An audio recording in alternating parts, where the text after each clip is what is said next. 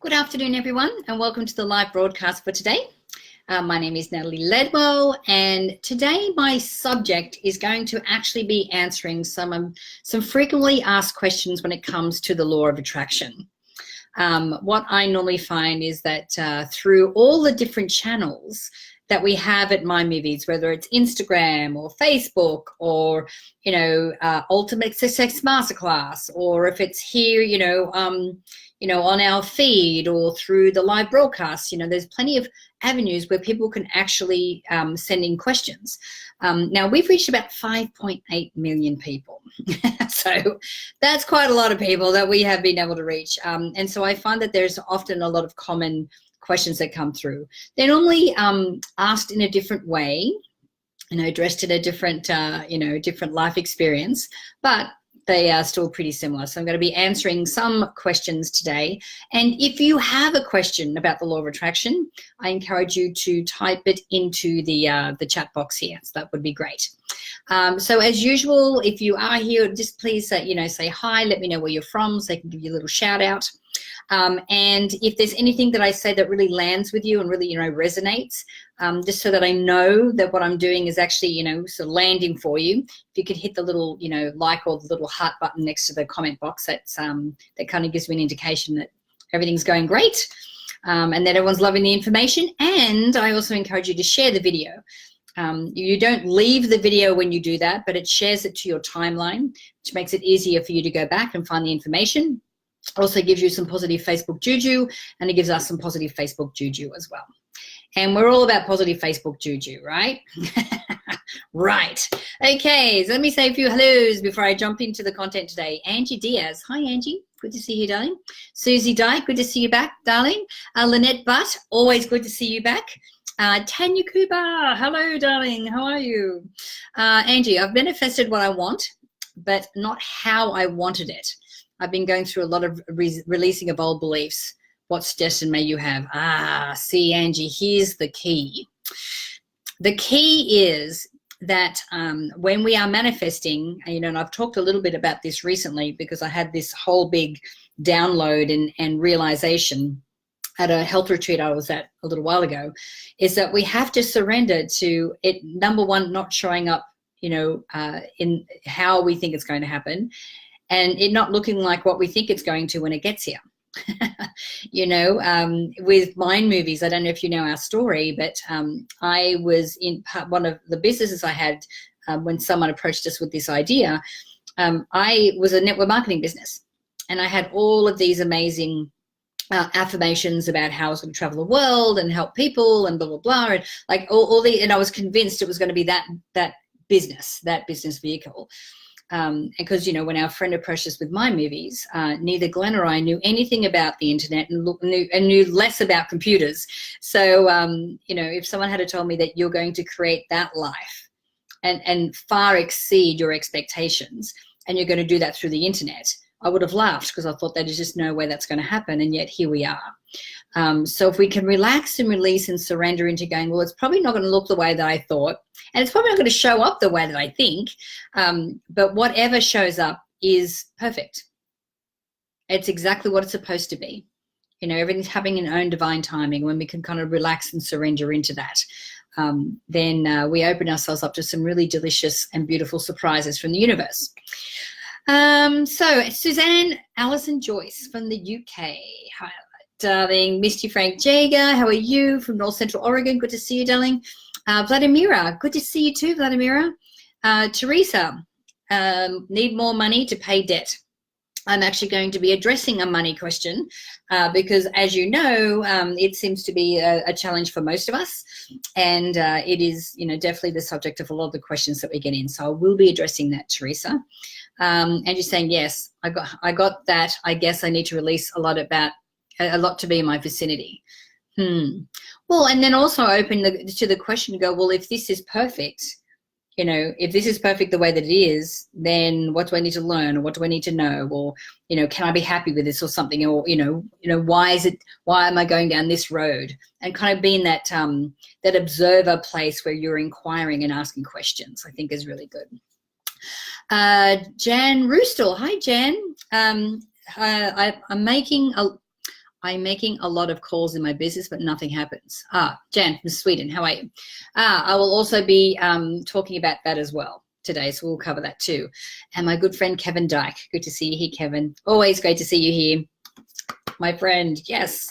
Okay, so let's dive into some of the questions, frequently asked questions. But like I said, if you have a question as we're going through the broadcast here, please just type it in here, and I can go through and answer them for you in relation to the law of attraction, obviously. Okay, so question number 1 is, Nat, you talk about having your students stretch beyond their comfort zones. And I've certainly done this in the past, which has led me to the law of attraction. But I sometimes fear the unknown, especially if it's with a financial contract of sorts. Do you know what I mean? I want to jump into something new and have my career take off, but I'm afraid of the risk. Okay, this is a brilliant question, and I'm sure that there's a number of you that are feeling something similar. Because that's the thing, and to be able to create a big, hairy, audacious goal, or to create a life that's beyond our wildest dreams, we have to step outside our comfort zone. We can't stay where we are. So there is going to be a certain amount of risk, and there is going to be a certain amount of walking and stepping into the unknown, not knowing what's going to happen. So when we talk about like the mechanics of the law of attraction, we are talking about, doing specific things so that you can influence a specific outcome. Now, like Angie was saying before, when things don't show up the way like that she was expecting, like we have no control over that, but we can definitely have control over making sure that we are a vibrational match, or this right frequency for the right results that we want to come in. So when we're looking at doing something financial and signing a contract and going into a new career or starting a new business, it's supposed to be scary. And if you're not scared, that could be a challenge. There should be a certain amount of fear and a certain amount of discernment and and concern about going into this new field. But here is what, and this is how I normally handle it. So yes, we're visualizing, we're seeing ourselves at that end result, living that life where we have that business or that, career, and we're having the lifestyle that we want. And the more that we can sit in that future in our mind and feel what it's like to already be there, we're being a vibrational match to that. Now, the more that we do that, the easier it is for us to see solutions, the easier for us to see the path and the opportunities that are coming our way. Now, when it comes to risk, especially financial risk, to me, there's always what I call a calculated risk. So it's not like you're flying blind and you're going, right, this is like a huge financial commitment. I have no idea how I'm going to do this. And if I don't do this, it's going to completely ruin me, or it's going to break the bank. Then I don't know whether that's the kind of risk that you should be taking. I know before, when Glenn and I were, serial entrepreneurs before we got into My Movies, he would often come home and go, I've got this great business idea. So we'd sit down, we talk about, okay, well, what is our investment? Can we afford the investment? What's our return on our investment? So when can we make our money back? Is it something that we can do that we're going to enjoy? And what's our exit strategy? And if it fails, are we going to be okay? So these are the kind of things that, we really used to weigh up when it came to all of our businesses. And for me, it's like, well, if the business doesn't work and we fail, it's like, all right, well, dust yourself off and, it's just money. We know how to make money. We'll be able to come back from that. And I'm sure that there's a bazillion business lessons and life lessons that we'll learn through that experience is going to, make us more successful the next time. Okay. So yeah, there should be a certain amount of risk. And it should be calculated. You don't want to be going, crazy and completely take the bank out. But as you're doing that, make sure that you are still doing all of the mechanics of the law of attraction. And one of those being specifically to really see yourself already at that end result, already living that life with that successful business, and really feel what it's like to already be there.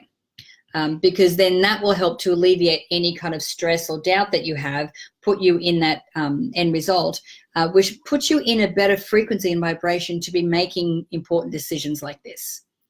Okay.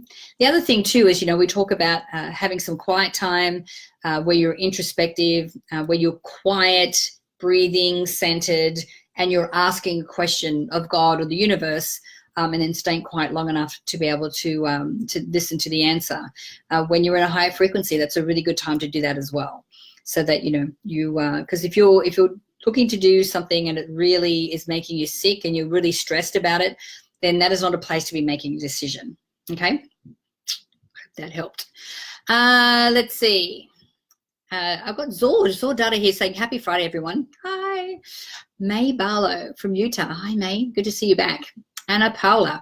Hi. Can you heal physically applying this? Oh, that's actually my next question that I'm going to go through. So I'm going to be addressing that very soon. Nadine is from Cameroon in Africa. Hi, Nadine. How are you? Teresa Milliken saying, cold calling, I was very resistant. You say yes to what shows up. So in uncomfortable, but I thought positive. You helped me. I changed my attitude, adjusted the spiel, and I have success. Yes, yes to what shows up. Right, Teresa, excellent.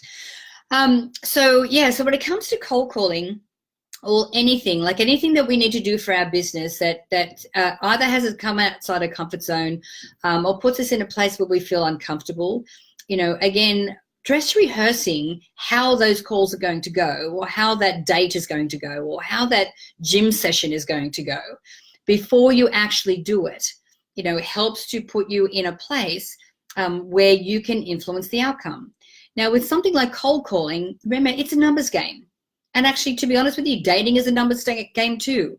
I've often talked about, with when I'm online, if I'm online and I'm, on a dating site, then, I know that if I'm reaching out to like 10 guys, out of that, I might have 1 or 2 reach back. But I'm not focusing on the 8 that didn't reach out. I'm just focusing on the 2 that did. It's the same with cold calling. There are some people who are ready for your service or the product that you're providing, and there's some that aren't. And what you're doing is wanting to get through all the no's to get to those yeses, because you will eventually get them. That being said, also having some training or getting some advice on how to, make sure that whatever you're doing, whatever your, spiel is, for want of a better word, is actually effective and is actually helping people. But I find that with the cold calling, that whenever you're coming from a place of service, that's what, and you're actually asking questions. And seeing if this is something that someone actually does need, rather than, the old 90s style of selling where we used to beat people into submission. That was really hardcore. It's not like that anymore. Now you're entering into a conversation, you're entering into a relationship. So it's a whole different kettle of fish. And when you can shift your perspective to that, then I think that really helps a lot. Susan Gavenlock. Hi, Susan. Good to see you here. Martha Calderon, hi. Love your feedback. Thank you for teaching us wonderful things from Fort Lauderdale. Thank you. Christina Beverly, hi from Georgia. Hello. Okay, so next question. Let me tell you what that is. And again, this was one about particular health that I wanted to go through as well. So it's about 1.5 years ago, I was actually at my optimal health. And then shortly after that, I had my thyroid removed. And so since then, I've had a hard time getting back with the program. For me personally, when I'm happy with my weight, I feel really good and I feel like I can do almost anything, but I've fallen off the wagon and I'm not sure how to get back on. Do you have any advice for me? Yes, I have some great advice for you. A couple of things. First of all, what I find is super helpful is that when you can technically or scientifically know what's going on with your body when your thyroid's taking out. So let's say that because the thyroid's taking out, there are other, maybe your adrenal glands have to work overload to produce, certain enzymes, or I'm not quite sure how that all works, but to actually ask the question and do some research and figure out, what your body's doing or what your body has to do to get back to your set point weight when the thyroid's been taken out. Do some research on, what you can do to actually elicit that change, so that when you're creating your vision board or your mind movie, then you can add those things in, whether they're changes in your diet, whether it changes in your exercise, whether it's changes in the way that you think about, weight and how you approach it now. Like, I've turned 50 and, I found that in my 50s that any health and fitness work that I'm doing is not for me to lose weight. It's all about my vitality. It's all about my energy. So the motivation behind why I do certain exercises is different now. Before it's because I wanted to look good, and now I'm at peace with my body and at peace with the way that I look. And so it's like, for me now, it's all about vitality. So really trying to figure out what your why is. But then also, when you scientifically know what's going on with your body, go into a visualization where you can actually see those cells, or see the adrenals, or see, the liver, or whatever else needs to, to be stepping up. Actually see it working optimally, see those cells growing, see that whatever's been moving through your body, and having that kind of specific visualization. Because what you're doing is, through the power of your mind and visualization, you are sending signals to your body to do that which you are seeing in your subconscious mind. So you are being very specific about how that needs to heal. Another thing, that a little trick that I have as well, when it comes to the visualization, when it comes to your health, is about our telomeres. So the telomeres are these little strands that are off the end of our DNA. And when they're really long and healthy is when we're young. But then as we get older, and we age, and we've got different things happening with our body, they start to get a little bit smaller, and and not so strong. So actually doing a specific visualization about seeing your telomeres at the end of your DNA actually growing and getting strong and getting healthy can actually help reverse the aging process, and actually help you heal at a much faster rate. So that's something that I highly recommend as well. And just, really, when you sit in that visualization, think of when you're breathing in, that what you're breathing in is like little photon packets of light that is just packed full of information that's coming into your body, and it's reacting with your telomeres, and the telomeres are getting healthy. And then as you're exhaling everything that your body doesn't need. And if you do this for start at 3 minutes, go to 5 minutes, that's very, very effective. So that's something that I highly, highly recommend. Okay. Excellent. So don't forget, if anything I'm saying is landing with you and it's resonating with you, make sure that you click the little heart button or something, so that I can see that it's striking a chord. Good to see you here, Roberta. Lovely to see you here, darling. Cindy Key, good to see you back. You always look so happy and have energy. That's because I do. 90% of the time. I'm very grateful for my life, and I don't take it for granted. I really do. I look after myself, and I think it's really important for me. It's a high priority for me. So, yeah. Shelley Reed from Nevada, Iowa. Okay. Got Lisa Crochet. Hi, Lisa. Yay on the vitality, right, Martha? It's all about the vitality these days. Can Cindy saying telomeres? Yeah, so telomeres are like the little hairy little strings off the end of our DNA. And when they're long and healthy, when we're young, but of course as we get older and we age, they start to get a little bit shorter and not so effective. So if we can really, look at making sure that we can visualize those as healthy and long, that actually really does help to with our with our aging process, and making sure that we are all good. All right, question number 3. What have we got here? I have a question for you, Natalie. Do you use breathing techniques while you watch your mind movies, or are these two separate? Oh, that's a good question. Okay, breath work. My friend Kevin, who's here on the live broadcast today, knows all about this. We actually learned a certain technique of breath work when we're at a health retreat down in Costa Rica, where we're doing 45 minutes of really sharp breaths into our system. In Dr. Joe Dispenza's workshop, he also teaches us a certain breath, where we are actually bringing energy and breathing and actually putting pressure on our pineal gland, which is then, pushing it, getting the crystals of DMT, and then people are having mystical experiences from that. I'm actually reading an amazing book right now called The Energy Codes by Dr. Sue Morter, a friend of mine. And she's talking about how when we can take a slow, deep breaths, what it does is it actually calms down the parasympathetic nervous system. So it takes us out of that stress and that anxiety, and actually calms us all the way down. And even in our children's program, our curriculum, we're teaching children different types of breath, one to calm them down, one to get them centered, one that's going to give them energy. So all different ways of breathing. So I don't combine it when I'm watching my mind movie, but it is incredible how different styles of breathing can really elicit incredible and amazing health benefits within our body. So it is something that I do recommend that you research, because it can create deep mystical experiences. It can really get you into a high state of meditation. It can really help your body getting oxygen in there, and it's really, really, cost effective. I mean, it's breath. It doesn't cost anything. It's amazing. Okay. Let's see. Elizabeth Kemp. Hi from Hawaii. How are you, darling? And Gail P. March, you look great. Thank you. Been running around today. It's been the talk about vitality. I've really had to step into my vitality today. Okay, so I have one more question for us today, which is, so my question is, I'm new to personal development, and I just feel like in my life I have so many avenues to choose from for an intention to focus on. So I don't really understand if I should just pick one, if I can make it broader, or does it have to be specific? How do I choose just one if there's so many areas in my life I want to improve? If I only had $1 for every time someone asked me that question. So especially if you're new to personal development, my strong recommendation is that you choose one area of life to apply all of these principles to.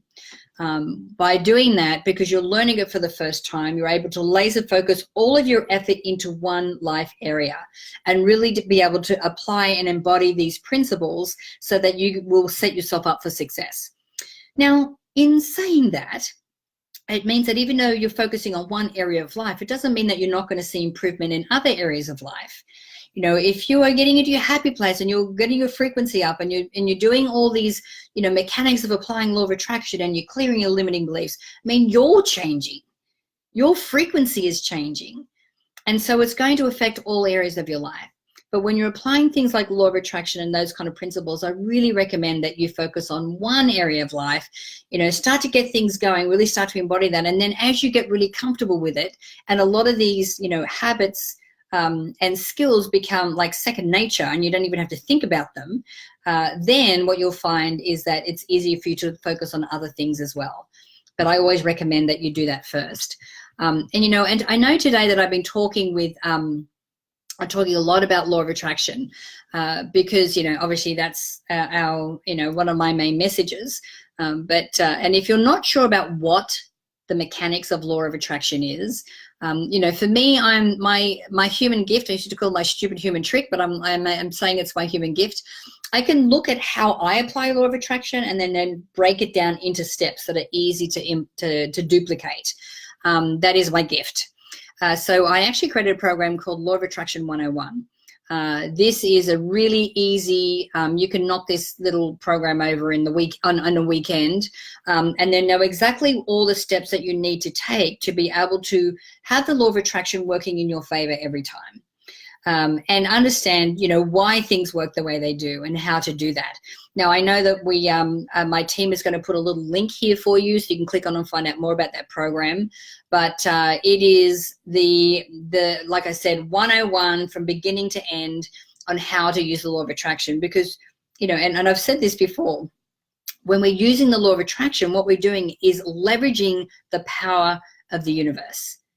Now, before I knew about the concept of law of attraction, I would never set myself big goals. I always had to know how everything was going to happen. I was a control freak. I was holding on too tight.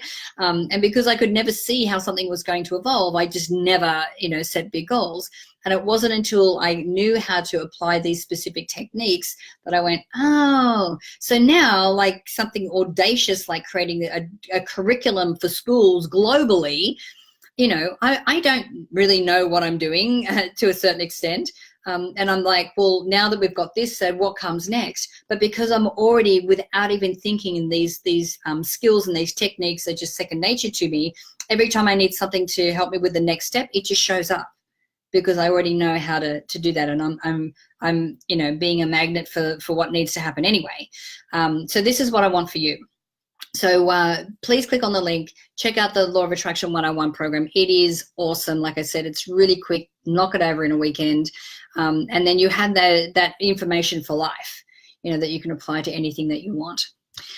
Okay, Lynette's saying, what are some of the things that you do to help with your vitality? Ooh, okay, so exercising, obviously eating a lot more live food. I was eating paleo for a while, and I realized before I went to my Costa Rica retreat that I was basically eating meat at every meal. And I'm going into that retreat, I had to change my diet and I had to eliminate meat. And I actually felt how good I felt as a result of that. So making healthy choices, eating a lot of light food, definitely cut back on the alcohol, because the alcohol, especially after the age of 50, does some awful things to us physically. So that's, been out of the system. And supplements. I don't know whether we actually get all of the nutrients that we need from our food these days. So I do take a lot of supplements. I'm surprised I don't rattle when I walk. Christina Beverly is saying, any tips on how I can increase my motivation to help me meditate more? Yeah, first of all, I would find a meditation that you'd like to do, like something that you can listen to, that you really enjoy. I would make a commitment to going, okay, if you know that you're not going to do it 7 days a week, start with 3 days a week. Start with what you know you can do, and really look at, all the benefits of meditating and why you want to do that, and then create a little space for yourself. My apartment in Los Angeles is going to be finished soon. So, I've got my place in Vegas now. I've got a place in Los Angeles. But in both places, I'm setting up a little altar with certain crystals and a little meditation cushion that I'm sitting on. So I have my space. I'm actually looking forward to doing that. And then again, looking at the reason why you're doing it. For me, it's my me time. It's my connection to infinite wisdom, which I am, wanting to consult on a daily basis. So I would do those kind of things and really make it something that you look forward to. Okay. Nading, I easily lose focus and always end up doing many unnecessary things that yield no fruit. Yes, exactly, Nading. So that's part of procrastination, is part of our limiting beliefs. Normally that behavior is connected to a limiting belief that's a little bit deeper about, how, you don't believe you'll be successful, or that you don't think you're worthy of success or whatever, which comes from incidences when we're younger. So kind of sitting down and going, well, where is this coming from, and having that insight can be really helpful with that too. Martha saying, great advice. We always want to change everything and for things to happen in our time. Don't we all? Oh my goodness, impatience. That was my number one. If there's anything that you could improve on, I'm impatient, because I want everything to happen yesterday. But really relaxing into that. It's going to happen when it's supposed to. And just like, I had a call. Hopefully you did. Okay, right. Supplements. What kind are the best? Ooh, okay. So it depends on what you want to do. What is the brand of mine? Hold on, let me grab it. 2 seconds.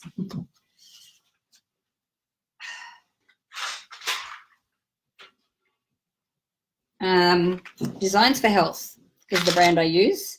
So these are my omegas.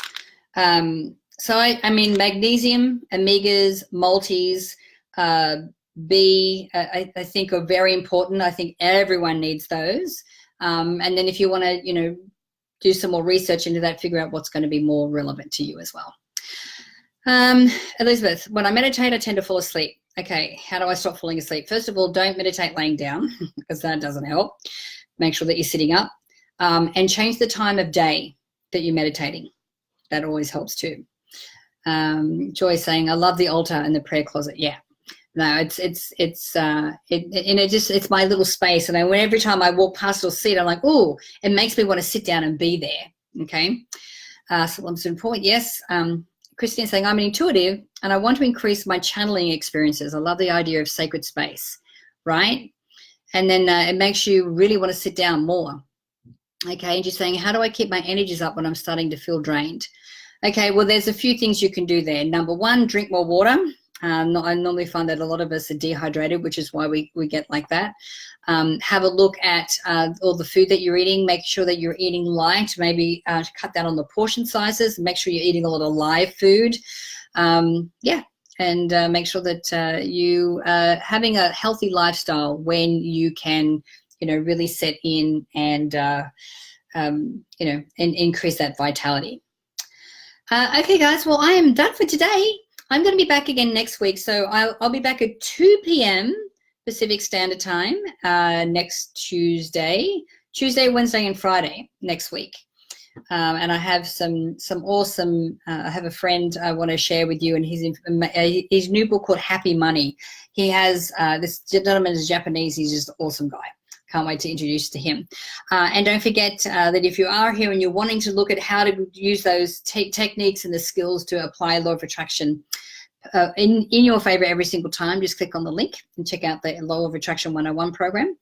And I look forward to seeing you all again next week. And please have a fantastic, safe, and beautiful weekend surrounded by people that you love. And I look forward to chatting to you all again next week. Okay, everyone. Bye.